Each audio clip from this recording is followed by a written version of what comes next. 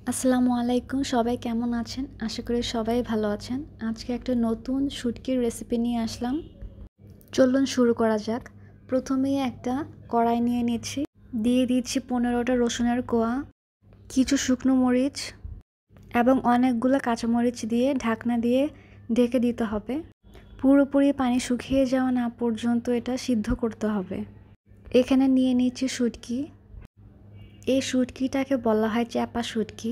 আপনারা কে কী নামে জানেন এই শুটকিটাকে অবশ্যই কমেন্টে জানাবেন। তো এখানে 20টা শুটকি নেওয়া হচ্ছে এবং এই শুটকিগুলোকে ভালো করে পানি দিয়ে ধুয়ে ক্লিন করে নিতে হবে। অনেকেই দেখা যায় শুটকি রান্না করে কিন্তু ঠিকমতো পরিষ্কার করে রান্না করেন না, যার কারণে অনেক বাজে গন্ধ বের হয়। কয়েকবার পানি দিয়ে ধোয়ার পর ডিটারজেন্ট পাউডার দিয়ে শুটকিগুলো ভালো করে ধুয়ে নিতে হবে, যাতে করে কোনো রকমের ময়লা ধুলা কিংবা কোনো রকমের কোনো গন্ধ না থাকে। একদম পরিষ্কার করার পর এটা একদম সাদা হয়ে যাবে। তারপর নিয়ে নিচ্ছি জালি কুমড়ার পাতা। জালি কুমড়ার পাতাগুলো আসলে আমাদের নিজেদের গাছের, দেখতেই পাচ্ছেন একদম সবুজ কালারের পাতাগুলা, কারণ একদম গাছ থেকে এনেই আসলে এগুলো পলিথিনে বেঁধে ফ্রিজে রেখে দেওয়া হয়েছিল। তারপর দিনে এগুলো রান্না করা হচ্ছে, মানে যে শুটকির বড়াটা সেটা বানানো হচ্ছে। পাতাগুলোকে ধুয়ে ঝরিয়ে নিতে হবে এবং যে শুটকিগুলা সেগুলো পাতার ভিতরে দিয়ে সিদ্ধ করতে চুলায় দেয়া হবে। ঢাকনা দিয়ে ঢেকে দেওয়া হচ্ছে যেন পুরোপুরিভাবে সিদ্ধ হয়ে যায়। দেখতেই পাচ্ছেন এটা পুরোপুরি রেডি, সিদ্ধ হয়ে গিয়েছে। এখন সব কিছু বেটে নেওয়ার পালা। তো এখানে শুকনো মরিচ সিদ্ধ করা হচ্ছে, কাঁচা মরিচ, তারপর হচ্ছে গিয়ে রসুনের কোয়াগুলো দিয়ে ভালো করে মিহি করে বেটে নেওয়া হচ্ছে। তারপর সিদ্ধ করে রাখা পাতার ভিতরে দিয়ে যে সিদ্ধ করে রাখা যে শুটকিগুলো সেগুলো দিয়ে একসাথে সব কিছু বেটে নেওয়া হচ্ছে। সব কিছু একসাথে বেটে নেওয়ার পর কালারটা কতটাই না সুন্দর লাগছে, লাল হলুদ সবুজ সব কালারই দেখা যাচ্ছে। এখানে আসলে কিছু কাঁচা পেঁয়াজ দেওয়া হয়েছে, আধা কাপের মতো হবে, এবং 1 চা চামচের মতো লবণ দিয়ে এটাকে বেটে নেওয়া হচ্ছে। একদম মিহি করে বেটে একটা ভর্তার মতো তৈরি করা হচ্ছে। কেউ যদি শুটকি ভর্তা খেতে পছন্দ করে থাকেন, এই ভর্তাটা দিয়ে আপনারা ভাত খেতে পারবেন এবং খেতে অসাধারণ হয়েছে।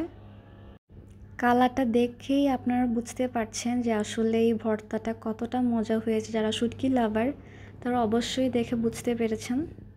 পরবর্তী স্টেপের জন্য একদম রেডি। কিছু তেল দিয়ে দেওয়া হচ্ছে রসুনের কুচি, একদম মোটা মোটা করে কাটা, প্রায় আধা কাপের মতো হবে, এবং সাথে দেয়া হচ্ছে পেঁয়াজ কুচি 3 কাপের মতো হবে, কুচি করে দেয়া হচ্ছে। এবং রসুন প্রথমে ব্রাউন করে ভেজে নিতে হবে, তারপর পেঁয়াজটাই দিতে হবে। পেঁয়াজটাও একদম ব্রাউন হওয়ার পর এটাতে অন্য সব মশলা যেমন লবণ দিয়ে দিচ্ছে এখানে 1.5 চা চামচের মতো, দিয়ে দিচ্ছে হলুদের গুঁড়া 1/2 চা চামচের মতো, লাল মরিচের গুঁড়া দিয়ে দিচ্ছে 1 চা চামচের মতো, দিয়ে ভালো করে নেড়ে নিতে হবে। তারপর বেটে রাখা যে শুটকির ভর্তাটা সেটাও এর মধ্যে মিক্স করে দেওয়া হবে। যারা শুটকির ভুনা খেতে পছন্দ করেন এই রেসিপিটা কিন্তু সেই রকমের একটা রেসিপি।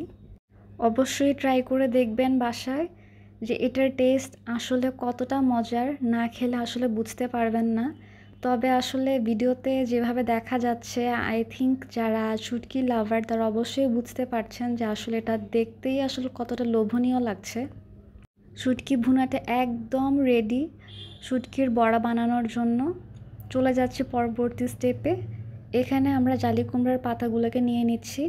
এটার মধ্যে লবণ দিয়ে ভালোভাবে কচলে নেওয়া হচ্ছে যেন বড়াগুলো বানাতে সুবিধা হয়, এবং পাতাতেও কিছু লবণ দিয়ে নেওয়া হচ্ছে টেস্টটা ভালো আসার জন্যে।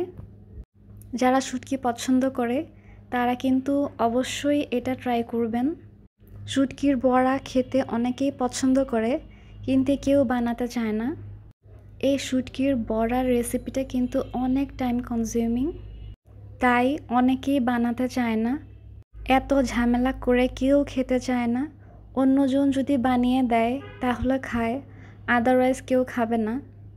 যে বানায় সে আসলে জানে যে এই রেসিপিটা বানাতে আসলে কতটা কষ্ট।